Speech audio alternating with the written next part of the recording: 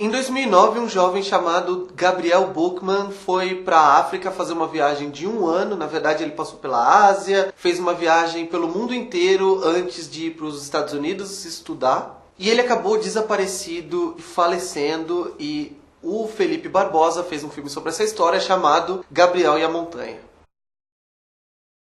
O Felipe Barbosa, que é um cara que despontou como uma promessa, como um diretor a ser visto mesmo, a ser aguardado como uma nova voz importante do cinema brasileiro com o filme Casagrande, ele surpreende muito aqui, porque o Casagrande, para quem viu o filme, era um filme que tinha uma mensagem política muito evidente, uma mensagem política muito inteligente, muito sagaz e muito oportuna para o momento do Brasil que a gente está vivendo, mas era um filme que tinha, claro, atores renomados e que pecava um pouquinho, se tivesse alguma coisa para falar do filme, era na mise-en-scène, que às vezes parecia um pouquinho ensaiada demais. Então a interpretação dos atores e a encenação tinham uma linguagem um pouquinho Rede Globo, sabe aquela linguagem formal demais, aquela linguagem ensaiada demais, que não é a maneira com que a gente fala no dia a dia. E isso dava um pouquinho de artificialidade pro filme, apesar de não atrapalhar um filme que tinha um roteiro espetacular e que tinha uma mensagem, como eu já falei, muito pertinente. E é surpreendente porque essa é realmente a força de Gabriel e a Montanha, que é um filme que tem uma mise-en-scène, que tem uma encenação, que é um assombro, que é assim...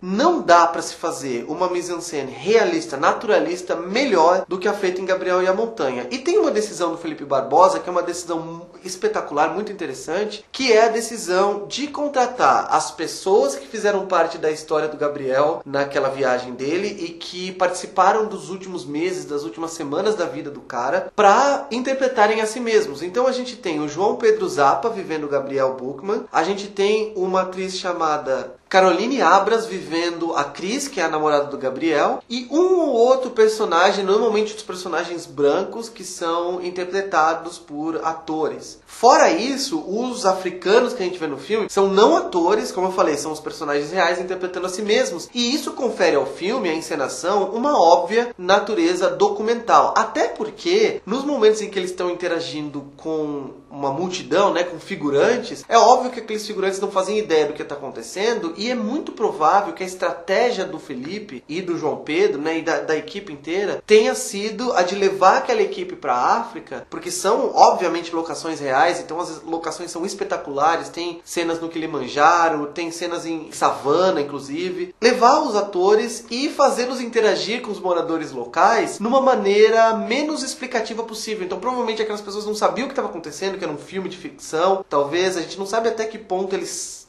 tinham esse conhecimento do que estava sendo feito. E isso dá para o filme uma verossimilhança, um naturalismo que é óbvio em cada fotograma. E é claro que para que isso acontecesse também precisava que os atores fossem muito bons. E o João Pedro Zappa,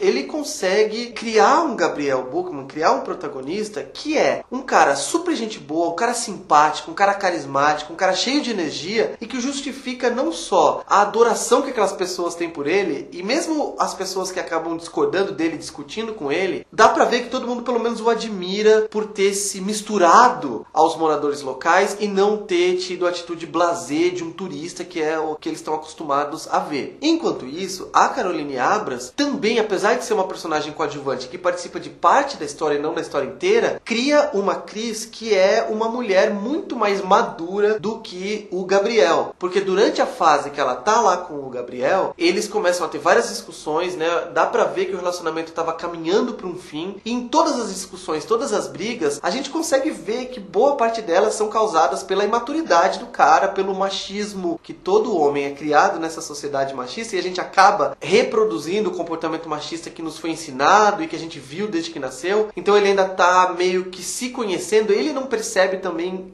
o quão ele também é um pouquinho reacionário em alguns momentos. E ela é uma mulher muito mais segura, muito mais ciente do mundo que a cerca, de si mesma. Então são duas atuações espetaculares numa mise-en-scène, numa direção extremamente eficiente do Felipe Barbosa nesse objetivo de criar situações, de criar uma encenação mais documental, mais real possível. E o filme consegue ser grandioso, porque como eu falei, são locações grandiosas, são grandes momentos, né? Então você vê ele subindo o Kilimanjaro, você vê aquelas cenas de savana, é sempre plano muito aberto, naturalista, câmera na mão, mas ao mesmo tempo ele consegue ser intimista por esses motivos que eu dei, porque ele consegue focar naquele relacionamento, ele consegue focar no dia a dia do Gabriel ali, naquela nova experiência que ele estava tendo, e justificar tanto os motivos pelos quais ele entrou naquela empreitada, a gente entende a paixão dele, a gente entende a motivação dele genuína, e a gente também entende os motivos que o levaram a falecer, porque é quando você perde, né, o medo do perigo, quando você se